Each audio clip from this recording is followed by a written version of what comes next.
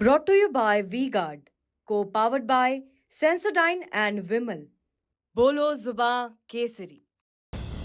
राजस्थान में दोनों राजनीतिक पार्टी कांग्रेस और बीजेपी के लिए 4 जून के नतीजे बड़े अहम माने जा रहे हैं।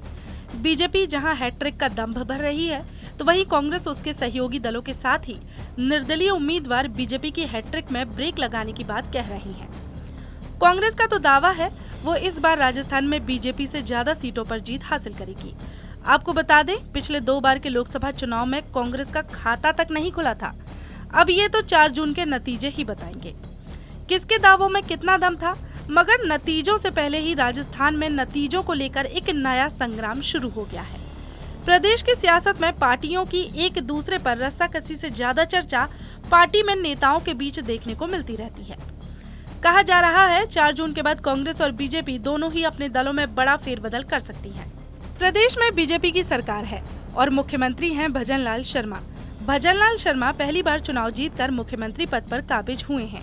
चुनाव के दौरान कभी भी उनका नाम चर्चा में नहीं था। यहाँ तक कि जब बीजेपी को बहुमत मिला और मुख्यमंत्रियों के नाम राजनीतिक गलियारों में चर्चा हो रही थी, तो वहाँ भी भजनलाल शर्मा का नाम दूर दूर तक कहीं नहीं था। बीजेपी विधायक दल की जब बैठक हुई, तब भी भजनलाल शर्मा कहा जाता है 4th रो में बैठे थे। जब वसुंधरा राजे ने दिल्ली से आई पर्ची खोली, तब सभी को अपने नए मुख्यमंत्री के बारे में पता चला। अब भजनलाल शर्मा के सामने पहली चुनौती आई करणपुर विधानसभा सीट के चुनाव को लेकर, जहां से दावेदार थे उनकी सरकार के मंत्री सुरेंद्र पाल सिंह टीटी। नई सरकार, नए मंत्री प्रचार में बीजेपी का पूरा जोर, लेकिन बीजेपी अपने मंत्री की सीट बचाने में नाकाम रही और इस तरह से 15 दिनों के अंदर ही भजनलाल सरकार से एक मंत्री को इस्तीफा देना पड़ा। मुख्यमंत्री भजनलाल शर्मा के सामने अगली चुनौती आई लोकसभा चुनाव को लेकर, जहां उन पर पिछले 2 बार की तरह 25-0 से क्लीन स्वीप का दरोमदार है और 4 जून के नतीजे कहा जा रहा है सीएम की कुर्सी का भी फैसला कर सकते हैं। सिर्फ मुख्यमंत्री ही नहीं, बल्कि कई मंत्रियों की साख भी दांव पर मानी जा रही है। इसमें मंत्री किरोड़ी लाल मीणा ने दावा तक कर दिया है कि उनकी जिम्मेदारी वाली 7 सीटों में से अगर बीजेपी एक भी सीट हारती है तो वो इस्तीफा दे देंगे। सरकार के साथ ही संगठन में भी बड़े बदलाव को लेकर चर्चा है। प्रदेश अध्यक्ष सीपी जोशी को लेकर भी बदलाव की संभावनाओं को हवा मिल रही है। बीजेपी के साथ ही कांग्रेस में भी 4 जून के नतीजों के बाद बड़े बदलाव की हवा दिख रही है। संभावना तो विधानसभा नतीजों के बाद से ही जताई जाने लगी थी, लेकिन लोकसभा चुनाव को लेकर कहा जा रहा है इसे होल्ड कर दिया गया था। सबसे पहले बात प्रदेश अध्यक्ष को लेकर हो रही है।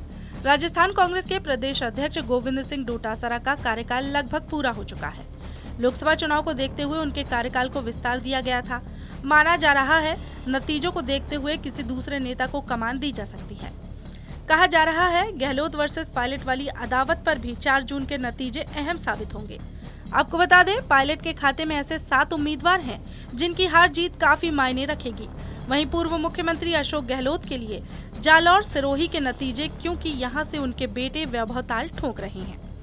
वैभव गहलोत 2019 में जोधपुर लोकसभा सीट से चुनाव लड़े थे और वहां उन्हें हार का सामना करना पड़ा था।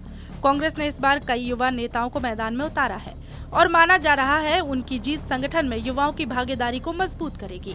यानी 25 सीटों पर हुए लोकसभा के नतीजों में सिर्फ वहां के उम्मीदवार ही नहीं, बल्कि कई बड़े नेताओं को अपने भविष्य की चिंता सता रही है।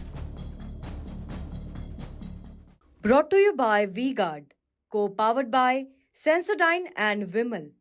बोलो जुबां केसरी।